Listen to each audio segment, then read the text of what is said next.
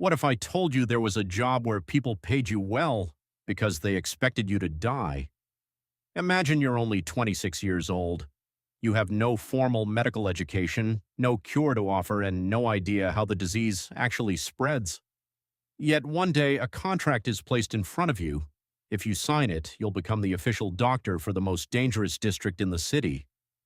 Every morning you'll knock on doors that everyone else is running away from. Inside, you'll find families begging for help, children covered in painful black swellings, and streets where death has become an everyday sight. You won't have antibiotics, you won't have vaccines, you won't even know if the strange bird-like mask you're wearing actually protects you. The herb stuffed into its beak might save your life, or they might do absolutely nothing. Still, someone has to go. Most doctors have already fled the city. The people left behind have no one else. This isn't a horror movie, this actually happened. Today you're about to live through one of the deadliest professions in human history. You'll witness fear, disease, impossible choices, and the heartbreaking reality of trying to save people when you have almost no way to help them. The question isn't whether you'll become rich. The question is whether you'll survive long enough to collect your salary. So, take a deep breath, because today, this is your life as a plague doctor. Your life as a plague doctor. You're 26 years old, standing in a city council chamber in Rome, year 1656, when the magistrate slides a contract across the table. "Sign here," he says, "and you'll be the official doctor for the dying district. Your salary will be generous. Your chances of survival will not be. You're not a trained physician. You're a barber surgeon who set a few bones and stitched a few wounds. But every real doctor in the city has already fled, and someone has to walk into the houses where the plague lives. You sign anyway. This is how you become a plague doctor." Your new uniform arrives the next morning. A long waxed leather coat, gloves, boots, a wide-brimmed hat, and the mask, a leather face with glass eyes and a long curved beak, stuffed with dried herbs, flowers, and spices. Nobody fully understands how the plague spreads. The leading theory is bad air, miasma, rising from the sick and the dead. Your mask is supposed to filter it. Your robe is supposed to block it. Nobody actually knows if any of it works. You're learning your first lesson. Sometimes the cure is just expensive guessing. Your first house visit changes you forever. A family of 6 crammed into 2 rooms. Black swellings the size of eggs bulge from a child's neck. The smell hits you before you even open the door. Rot, sweat, and something worse. You carry a long wooden stick for a reason, not to help people, to avoid touching them. You lift sleeves, check skin, prod swollen lymph nodes, all without your hands ever making contact. The family looks at you with something between hope and terror. You are, after all, the only person willing to walk through their door. You leave with no real treatment to offer, just instructions, bed rest, prayer, a list of herbs that probably won't help. You're learning your second lesson. People don't need you to cure them, they need you to not look away. Months pass. By your 100th house visit, the city doesn't see a person under that mask. They see a shape, a walking warning. Children run from you in the street. Mothers pull shutters closed the moment they spot your silhouette. You understand why. Wherever you go, death usually follows close behind. You've become the plague's herald, whether you wanted the role or not. Your contract requires something else too. You're not just treating the living, you're documenting the dead, every house, every name, every cause. Some nights you fill pages with nothing but lists, the ink blurring with exhaustion as the count climbs into the hundreds. You also witness wills.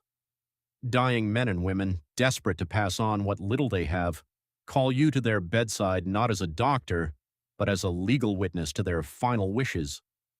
You hold their hands as they speak, gloved hands, but hands nonetheless.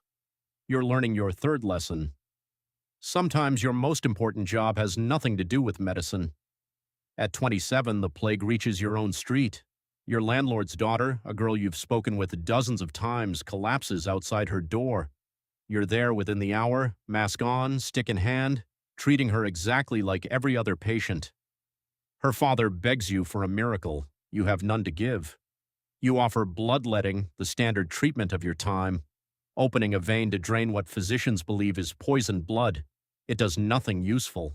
You know this, deep down.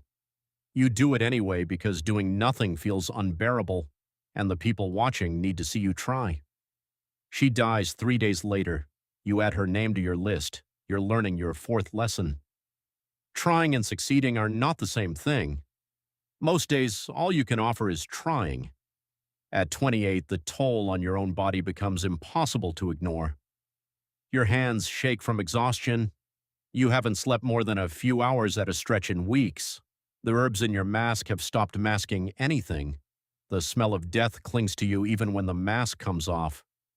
You start drinking more wine than water, not for pleasure, but because it's safer than the well water everyone whispers might be cursed. Other plague doctors in neighboring districts stop showing up to their posts. Some flee the city entirely. Some catch the plague themselves and vanish into the same houses they once visited as healers. You keep going, not out of courage, out of habit. Stopping means thinking, and thinking means remembering every name on your list. Before we continue, I want to ask you something. Imagine you're standing in that council chamber. A contract is placed in front of you. If you sign it, you'll earn more money than most people ever will. But you'll also be walking into plague-infested homes every single day, knowing that one mistake could cost you your life. So here's my question. Would you have signed that contract, or would you have walked away like so many others did? Let me know your answer in the comments. I read as many of them as I can, and I'm always curious to see how different people would handle these impossible choices. And if you're enjoying these immersive history stories, I'd really appreciate it if you subscribe to the channel. Every video here lets you step into the shoes of someone from the past, from warriors and kings to slaves, explorers, doctors, and ordinary people forced into extraordinary situations. History isn't just about dates and battles. It's about real people who had to make impossible decisions, just like the one you're facing in this story. If that sounds interesting to you, hit the subscribe button and join us for the next journey. Now, let's continue your life as a plague doctor. At 29, you nearly die. A fever grips you in the middle of the night. Your skin burns. Your joints ache like they're splitting apart. You wait for the swelling to appear, certain this is the plague claiming you the way it's claimed everyone else. It doesn't come, just an ordinary fever, brutal and exhausting but survivable. You return to work within the week, shaken in a way that has nothing to do with your body. You're learning your fifth lesson. Fear doesn't ask permission before it visits. It just shows up exactly like the disease you've spent years walking toward. At 30, the outbreak begins to slow. Fewer houses call for you. Fewer names fill your ledger. The city, battered and grieving, starts exhaling for the first time in years. You're one of the few plague doctors in your district still alive. Most who took this job before you didn't make it this far. The magistrate calls you back to the same chamber where you first signed your contract. He offers you a permanent position, a title, a pension. The city wants to honor you. You almost laugh. Honor feels like a strange word for surviving by doing your job badly and showing up anyway. You accept the position, not for the honor. For the people who are still afraid to open their doors when sickness arrives, someone has to be the one who walks in anyway. At 45, you train your replacement, a younger barber surgeon just as unqualified as you once were, just as terrified. You hand him the mask. You tell him the truth nobody told you. The herbs probably don't work. The stick is mostly for show. Half of what you'll do means nothing medically, but showing up means everything. You spend your final years known throughout the city not as a great healer, but as the man who never stopped walking through doors everyone else slammed shut. When you finally die peacefully of old age rather than disease, the city holds a quiet ceremony. Not grand, not loud, but real. They remember the mask. They remember the silhouette that meant death was near. But some of them, the ones whose hands you held while writing their final wishes, the ones whose mothers you sat beside in their last hours, they remember the person underneath. You were never a great doctor. You were something the city needed more, someone who stayed. So you survived one of history's most thankless professions, but don't get comfortable. Click the next video and discover your life as a Roman gladiator slave, where the crowd doesn't fear you, they just want to watch you die for their entertainment.